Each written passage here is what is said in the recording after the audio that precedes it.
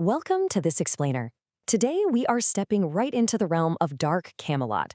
Now, this isn't just your typical dark fantasy legend filled with knights, magic, and monsters. No, based on some really fascinating philological texts, this is actually a deep Nietzschean exploration of your very own struggle against self-imposed mental limitations. We're going to unpack exactly how your mind traps itself and, much more importantly, how you can actually break free. Let's get right into it. So, I want you to imagine yourself as the traveler in this treacherous landscape. You're standing there face to face with what the texts call the internal atavism. Basically, that's that terrified part of your own psyche that is profoundly afraid of its own immense potential. As you stand before these towering sentinels of stasis, a massive question emerges. Are you going to surrender to the iron laws of the past, or will you forge your own freedom? Your journey kicks off at the very threshold of your own mind, which is symbolized here as the Iron Bridge. And this is where you run into the Pale Redeemer. He's standing right at this crossing, literally harvesting twilight energy to forge a physical vessel. His entire metaphysical purpose? To stop your progression dead in its tracks by summoning your first terrifying threshold guardian straight out of the void.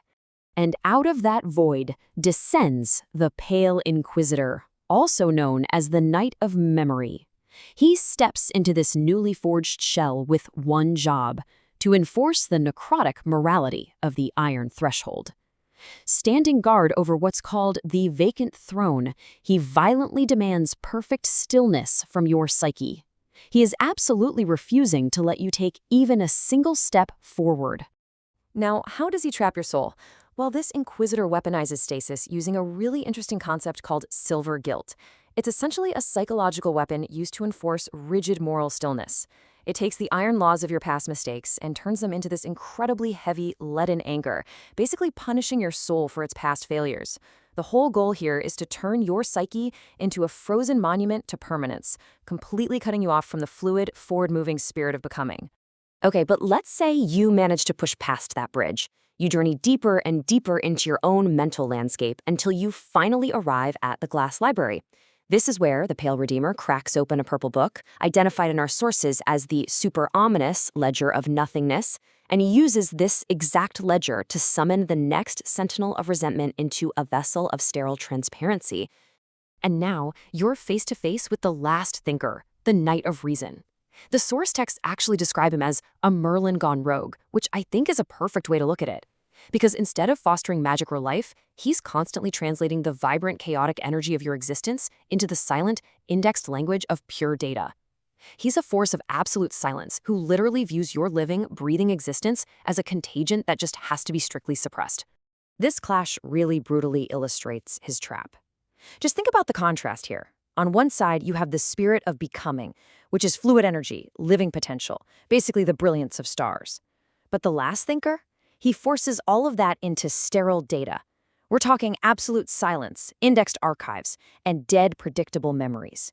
He weaponizes stasis by bottling up your chaotic, dynamic world into these dead archives, actively curating your own extinction.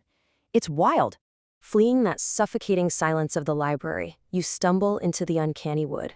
And right here, the Redeemer is shaping a predatory vessel for the third guardian, the Tarantula Preacher, also known as the Knight of Will.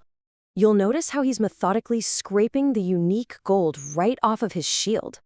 This is a very deliberate act that represents the destruction of individual, unique stories and personal experiences.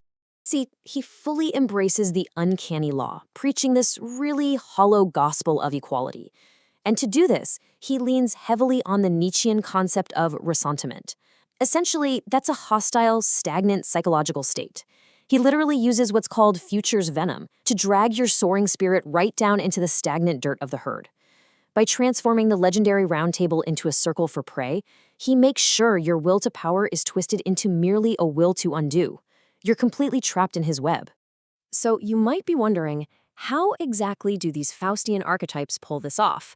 What are the actual mechanics of stasis they use to trap your soul, and why even use this terrifying arsenal in the first place? Well, it's because they look at your reckless freedom and your natural drive to evolve, and they see a dangerous fever, a fever that they believe needs to be permanently cured. Make no mistake, They are the absolute archetypes of your psychological collapse. According to the philological texts, they deploy three very specific mechanics of static control to pull this off: the gilded cage, winter's bite, and intellectual salvage. They wield these tools to shield you from the logic of the crucible, which is the necessary heat and pain that comes with real growth, and their ultimate goal is to completely halt your psychological evolution. Let's zoom in on these symbols for a second. The gilded cage offers you this false sanctuary of absolute safety, right? Meanwhile, intellectual salvage uses leaden boxes to completely entomb your living potential. But if we bring this into the real world, these represent your own profound, self-imposed mental limitations. This is the exact spot where you bury your own brilliance, simply because staying inside a comfortable little box feels so much safer than the, frankly, terrifying prospect of outgrowing who you currently are. Now, as your psychological journey reaches its terrifying climax, the Redeemer takes all of that cynical knowledge from the Inquisitors and feeds it to the Crow. This incredibly dark ritual allows the Zeitgeist and the Mask Judge to manifest in actual physical flesh, and suddenly, there you are, standing before them, right next to the imposing Violet Knight, facing down the ultimate test of your individual freedom. The judge raises the violet gavel and strikes it down. This isn't just a normal gavel. It's a weapon of mythic intelligence that violently crushes together your internal gods of memory, reason, and will. It's specifically designed to force an agonizing evolution. What you're getting here is a bruised verdict, and it is meant to absolutely shatter your current internal architecture.